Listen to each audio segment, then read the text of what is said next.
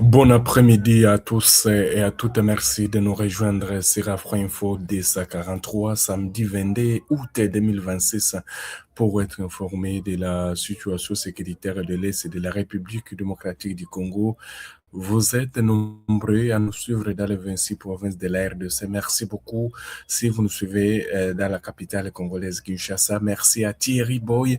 Il y a aussi Travel The World qui nous suit depuis les États-Unis. Il y a d'autres téléspectateurs en tout cas qui nous suivent dans les différentes villes de la République démocratique du Congo, pourquoi pas en dehors. Merci en tout cas de nous choisir cet après-midi de ce samedi 22 août 2026. On va vous informer de la situation sécuritaire de l'Est de la RDC. Surtout, on va se rendre du côté d'Nzibira. Nzibira, c'est une agglomération stratégique qui se trouve dans le territoire de Walungu, puisque Nzibira peut ouvrir directement également vers la ville de Bukavu. On va voir en tout cas cette situation. Qu'est-ce qui se passe autour de Nzibira? Les affrontements se poursuivent. On va voir les images, surtout les habitants d'Nzibira Centre sont en train de fuir vers vers d'autres agglomérations qui sont donc plus jugées sûres. On nous signale que des combats sont toujours aux étances. L'armée congolaise et les Wazalendo se rapprochent de nouveau de cette agglomération d'Nzibira après des temps de combat, puisque dans cette semaine, on vous a montré que l'armée congolaise a réussi à récupérer Luntunkulu et les Wazalendo. Ils se sont donc rapprochés de Nzibira. Alors, les combats sont toujours intenses. Et pour l'instant, il y a toujours des affrontements qui opposent donc les Wazalendo aux forces de défense du Rwanda dans cette agglomération d'Nzibira. Mais également, nous serons du côté de Rugezi. Rugezi, donc, Rugezi, c'est dans le plateau de Fizi où l'armée congolaise a repris, donc, où a repoussé également, a déjoué toutes les tentatives de RDF. On va voir également du côté donc du sud Kivu, également dans le nord Kivu. Merci beaucoup de nous choisir. Likez, partagez. Vous êtes bel et bien connectés sur Afro Info de 143, la première chaîne patriotique de la République démocratique du Congo. Alors, comme on l'avait bien titré, on va se rendre en Zibira avec des images qui nous viennent. En tout cas, on voit les habitants qui continuent à fuir. Selon donc les sources et contacts de la région, l'armée congolaise et les Wazalendo se rapprochent de nouveau du centre d'Nzibira. Et vous devez retenir qu'après donc des temps de combat, puisque les agglomérations environnantes d'Nzibira étaient déjà passées sous contrôle de l'armée congolaise. Et d'ailleurs, c'est dans ces agglomérations environnantes d'Nzibira où les terroristes rwandais RDF ont perdu beaucoup d'hommes. Il y a eu des images dans cette semaine, si ce n'est pas hier ou avant-hier, on vous a montré comment est-ce qu'il y a eu des embuscades tendues par l'armée congolaise et les Wazalendo qui ont coûté beaucoup, donc qui ont coûté cher au RDF. Et aujourd'hui, samedi 22 août 2026, en tout cas, les habitants de l'agglomération d'Nzibira continuent à fuir puisque les combats se rapprochent de nouveau de ce centre. On voit ici les images.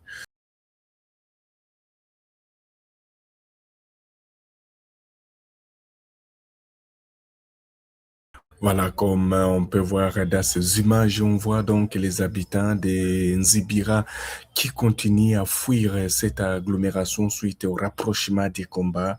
Vous devez retenir qu'après que les RDF aurait subi donc un grand échec, surtout une perte autour de cette agglomération, l'armée a réussi donc à maîtriser et les RDF sont en train donc de fuir aussi les combats. Les habitants aussi fuient. Suivez.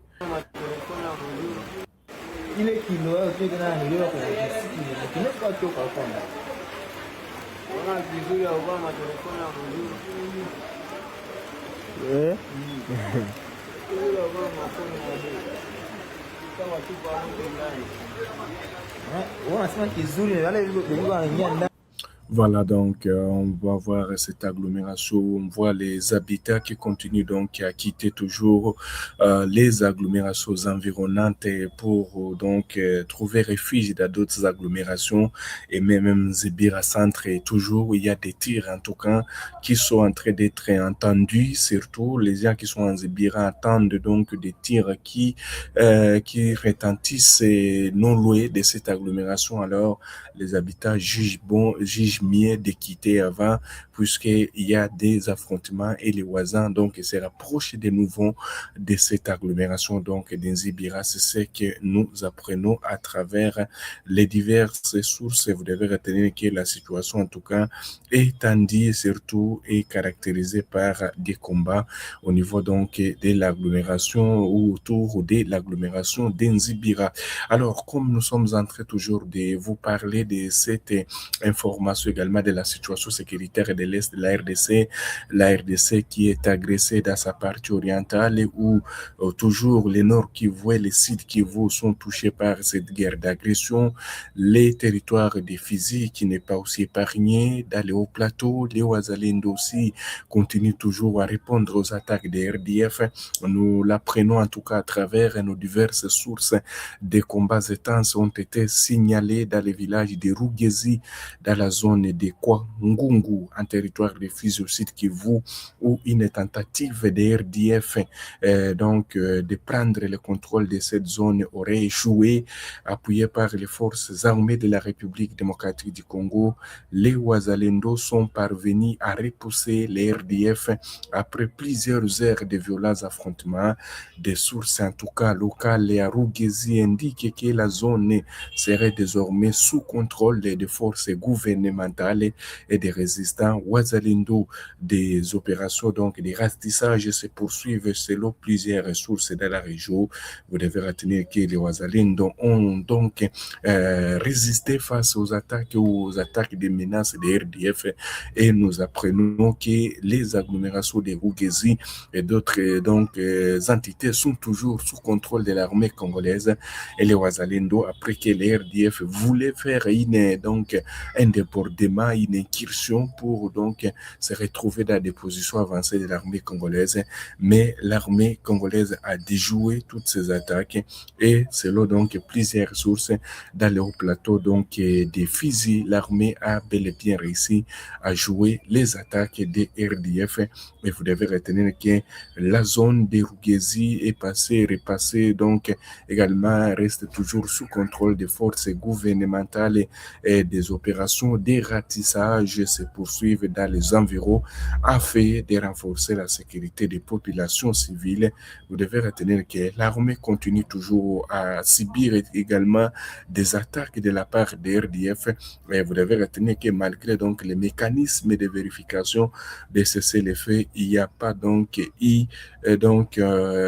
cessez-le-feu que les gens ou que la population voulait voir puisque les RDF poursuivent toujours les attaques malgré les accords, vous voulez dire malgré le processus de Doha qui est délocalisé au niveau de la Suisse. On va en parler aussi ici. Vous devez retenir que rien ne change sur le terrain.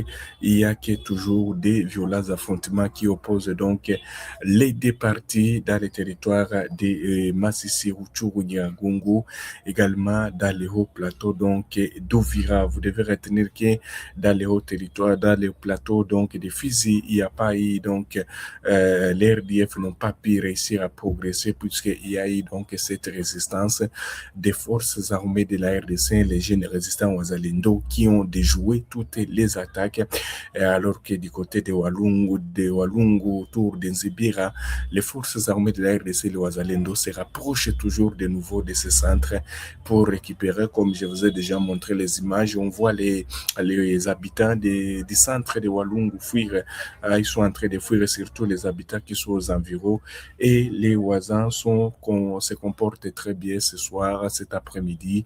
Rien donc à craindre, il y a toujours cette résistance des forces des voisins, également appuyées par les homologues forces armées de la République démocratique du Congo. Donc, on va se rendre également dans le haut plateau donc des Kalihi Comme je le disais, il n'y a pas donc les cessez-le-feu pour l'armée rwandaise.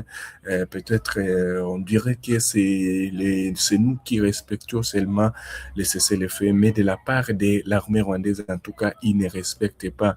Ils poursuivent toujours donc les attaques en vue donc de récupérer de nouvelles localités.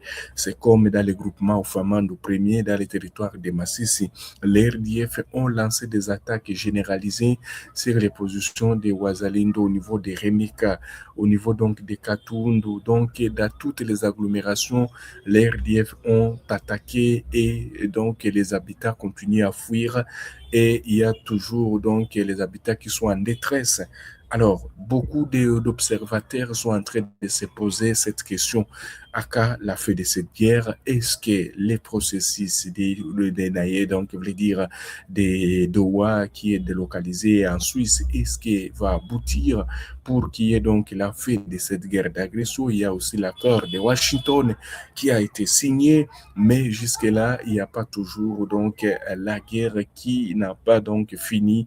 Les combats se poursuivent, les hostilités se poursuivent, pas toujours de cesser les faits, alors qu'il y avait donc un mécanisme. On a vu des hélicoptères de la MONUSCO qui ont été déployés donc dans les sites Kivu, vous voulez dire au nord Kivu, à Goma, on a vu ces hélicoptères, mais que jusque-là, en tout cas, les hostilités se poursuivent.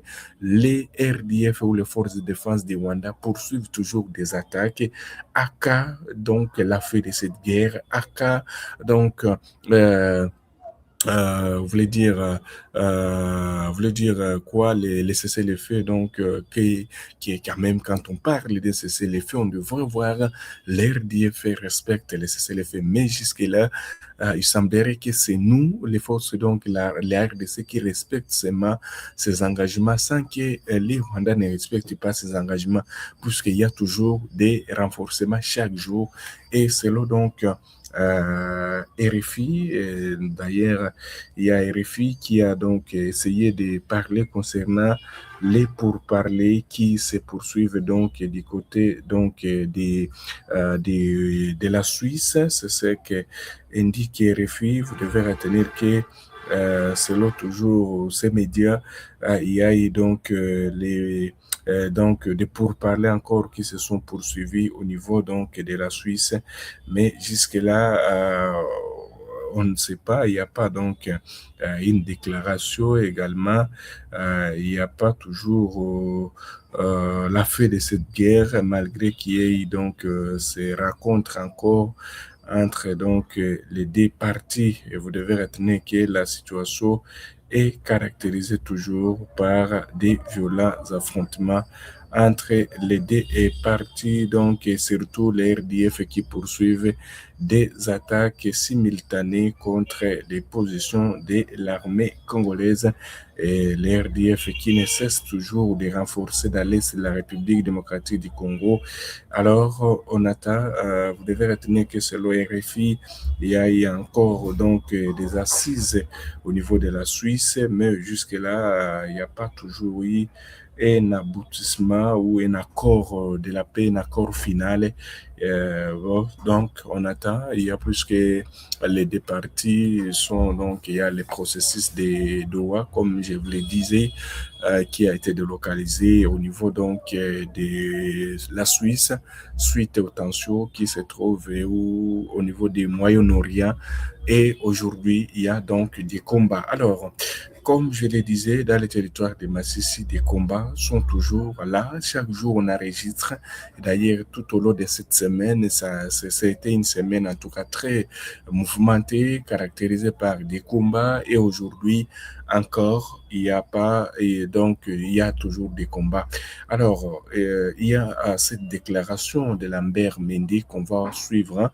Je vais vous laisser suivre donc la déclaration de Lambert Mende qui avait dit, qui a bel et bien déclaré que nous, les présidents Félix Tshisekedi, doit toujours rester au pouvoir tant que la RDC est menacée donc par les Rwandais. Vous devez retenir que c'est les Rwandais qui commet donc, qui continue toujours à attaquer la RDC plus de 30 ans. Et grâce à Fatou Beto, on est en train donc de démasquer l'ennemi qui est bien connu. On va suivre la déclaration de Lambert Mendo Malanga.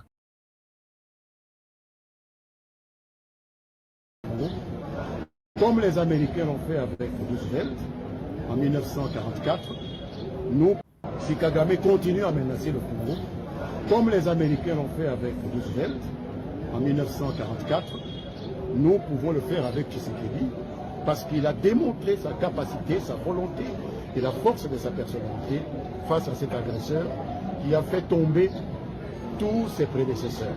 J'ai cité le président Mobutu, j'ai cité José Laurent Désiré Kabila, d'heureuse mémoire, j'ai cité le président Joseph Kabila qui s'est retourné, à notre grande surprise, pour rejoindre le camp d'un agresseur contre lequel il nous a mobilisés, moi personnellement pendant 12 ans. Et aujourd'hui, nous nous rendons compte que ce Tshisekedi a un comportement plus constant, plus décisif, et qu'il n'y aurait aucun mal pour nous les Lumumbis de la CCU à ce qu'on puisse lui permettre de continuer ce travail jusqu'à ce que la menace Kagame disparaisse. Si Kagame continue à menacer le Congo, comme les Américains l'ont fait avec Roosevelt en 1944, nous pouvons le faire avec Tshisekedi parce qu'il a démontré sa capacité, sa volonté et la force de sa personnalité face à cet agresseur qui a fait tomber tous ses prédécesseurs.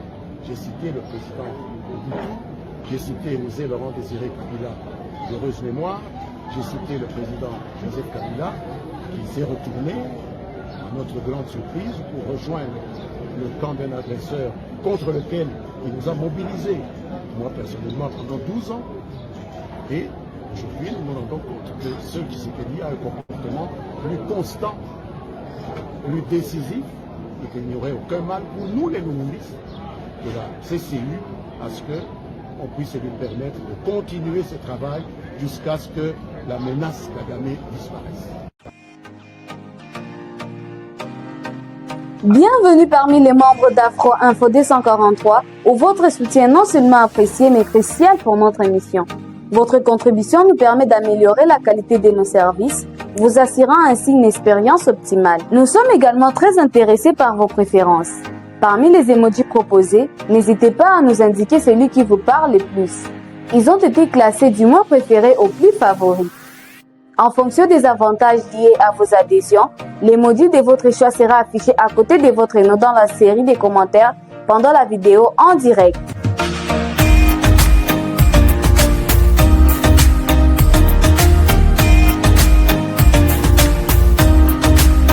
Encore une fois, nous tenons à vous exprimer nos sincères gratitudes pour votre participation dans notre communauté. Votre soutien est essentiel et fait toute la différence.